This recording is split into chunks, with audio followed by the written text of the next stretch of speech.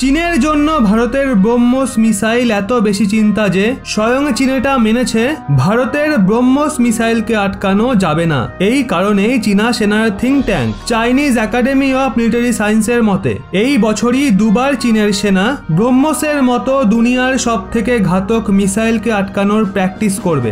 আর প্রথম অভ্যাস 2 মাস পর জুন মাসের দিকে হবে। এক্ষেত্রে দেখা হলে ব্রহ্মোস মিসাইলকে আটকানোর জন্য এটা চীনের পঞ্চম প্রচেষ্টা হবে। এর থেকেই বোঝা যায় চীনের জন্য আজও ব্রহ্মোস মিসাইল সবচেয়ে বড় সমস্যা। কিন্তু এখন চীনের এই সমস্যা আরো জটিল হয়ে যাচ্ছে, কারণ ভারত প্রত্যেক মাসেই ব্রহ্মোস মিসাইলকে আরো বেশি বিধ্বংসী এবং আরো বেশি ঘাতক বানাচ্ছে। আর যেমনটা ভারতীয় বায়ুসেনা একবার পুনরায় সুখোই যুদ্ধ বিমান থেকে ব্রহ্মোসের আরো একটা অ্যাডভান্স ভার্সনের পরীক্ষা করেছে, যেটা ভারতীয় নৌসেনারই রিটায়ার হয়ে যাওয়া জাহাজকে সহজেই নিপুণতার সঙ্গে নিশানা বানায়, আর নৌসেনার সমুদ্রে থাকা রিটায়ার হয়ে যাওয়া জাহাজকে পুরোপুরি ধ্বংস করে দেয়। কারণ নৌসেনার কাছে যে ব্রহ্মোস মিসাইল রয়েছে তা শত্রুপক্ষের নৌসেনাতে ধ্বংসলীলা তো চালাবেই, কিন্তু আমাদের বায়ুসেনার ব্রহ্মোস মিসাইলও শত্রুপক্ষের নৌসেনাকে ছাড়বে না। ওদিকে চীনের সবচেয়ে বড় চিন্তা হলো ভারতের প্রায় সমস্ত যুদ্ধ বিমান আগামী সময়ে ব্রহ্মোস মিসাইলকে নিক্ষেপ করতে সক্ষম হবে।